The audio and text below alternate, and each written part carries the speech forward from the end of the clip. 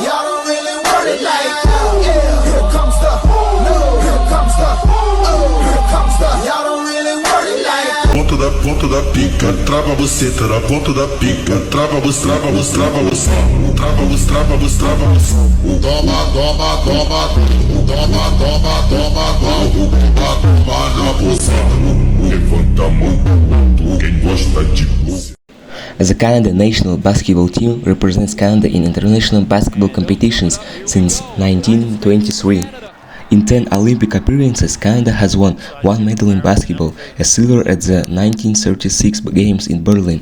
The team finished fourth in 1976 and 1984. Canada has won 6 medals at the FIBA America Cup, 2 silver medals in 1980 and 1999, as well as 4 bronze medals in 1984, 1988, 2001 and 2015. In recent decades, the Canada also won its first medals at the Pan American Games, a silver medal in 2015, and the FIBA World Cup, a bronze medal in 2023. As a country credited for bringing forth the inventor of the game, Canada's national team has often been a major competitor at the global stage. Through the 70s and 80s, Team Canada consistently placed among the top teams in the world. The emergence of Steve Nash gave another boost to the team in the 1990s, yet great performances became more scarce when he retired. Canada began this era competing in the 2009 FIBA Americas Championship, advancing to the semi-finals after a crucial win over the Dominican Republic. Although they lost to Brazil in the semis, their top 4 finish secured a place at the 2010 FIBA World Championship in Turkey, where they finished last in Group 10 and ranked 22nd overall. The absence of key players like Steve Nash, Samuel Dalembert, Jamal McGlory, and Matt Bonner was heavily criticized. Nash has retired in 2007. Bonner lacked citizenship. Dalembert was cut due to conflicts with coach Lou Rautins, and McGlory chose not to play. Canada's bid for the 2012 Olympics ended in disappointment at the 2011 FIBA Americas Championship, where they excited in the second group stage and missed both direct qualification and the Olympic qualifying tournament. In May 2012, Steve Nash was appointed general manager. Canada continued to struggle, finishing poorly at the 2013 FIBA Americas Championship.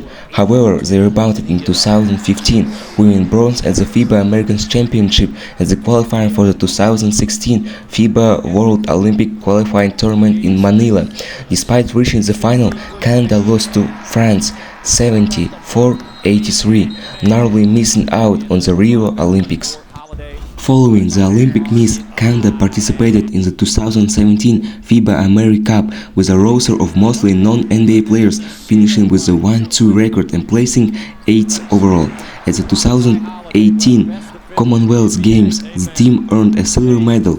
With eyes on the 2019 FIBA World Cup and 2020 Olympics, Rowan Barnett hired Toronto Raptors head coach Nick Nurse to lead the team. However, due to COVID-19 concerns, Canada withdrew from its 2020 FIBA America Cup qualifying games against Cuba and the US Virgin Islands, resulting in the 1-point penalty and a fine of 160,000 Swiss francs by FIBA. The 2019 FIBA World Cup, Canada was placed in Group H alongside Australia, Lithuania and Senegal, ultimately finishing 21st. Its second worst showing ever. Their final opportunity to qualify for the Tokyo Olympics came at the 2020 FIBA Olympic qualifying tournament in Victoria. Canada advanced undefeated through the preliminary round but suffered a heartbreaking 101-103 overtime loss to Czech Republic in semi-finals, missing the Olympics for a 5th straight time.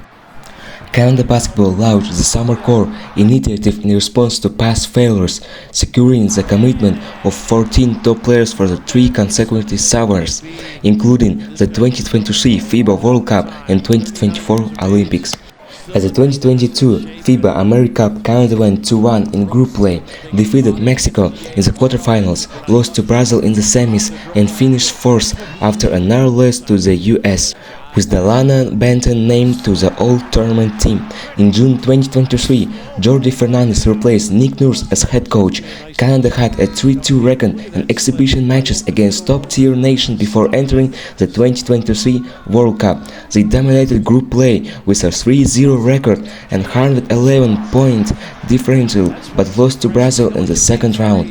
Facing elimination, Canada staged a comeback to defeat top-ranked Spain 88-85, securing a quarter-final spot and their first Olympic berth since 2000s. Canada beat Slovenia in the quarters but lost to Serbia in the semis. In the bronze medal game, they defeated the US 127-118 in overtime, earning their first global championship medal since 1936. Dylan Brooks scored 39 points. Gilgeous Alexander made the All-Tournament team and the Brooks won Best Defensive Player. Canada was named Team of the Year, the Canadian press. Entering the 2024 Paris Olympics as medal favorites with stars like Jamal Murray joining the roster, Canada went unbeaten in the group stage, considered the group of death, but was eliminated in the quarterfinals by host France. Gilgeous Alexander was named to the tournament's all-second team. I recently had an interview with a great player from Canada, Diego Mafia.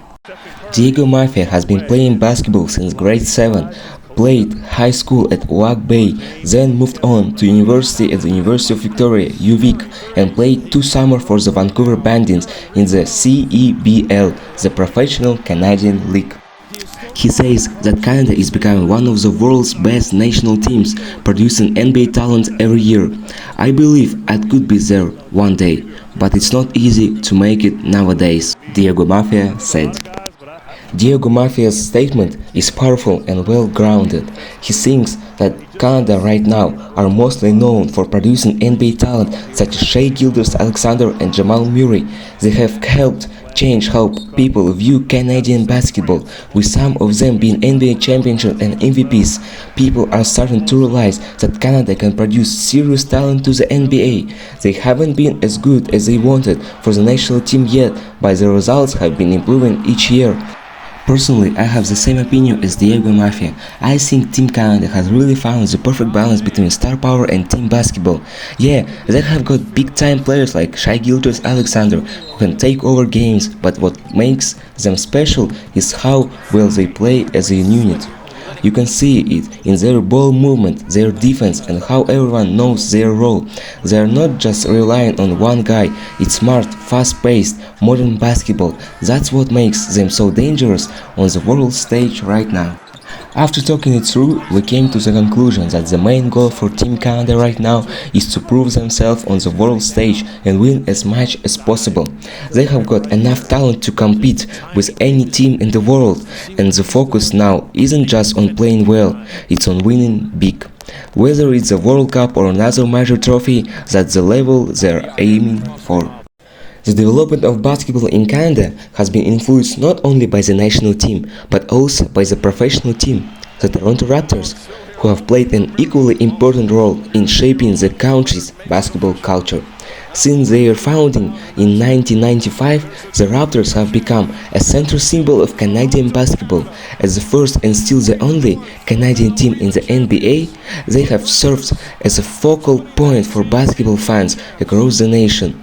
A major turning point came in 2019 when the Raptors won the NBA championship. This victory didn't just raise the team's profile, it sparked an unprecedented surge of interest in basketball throughout Canada. People took to the streets to celebrate, and thousands of kids picked up a basketball for the first time. The Raptors' success became a powerful source of inspiration for a new generation of Canadian players, many of whom now play in the NBA and for the national team.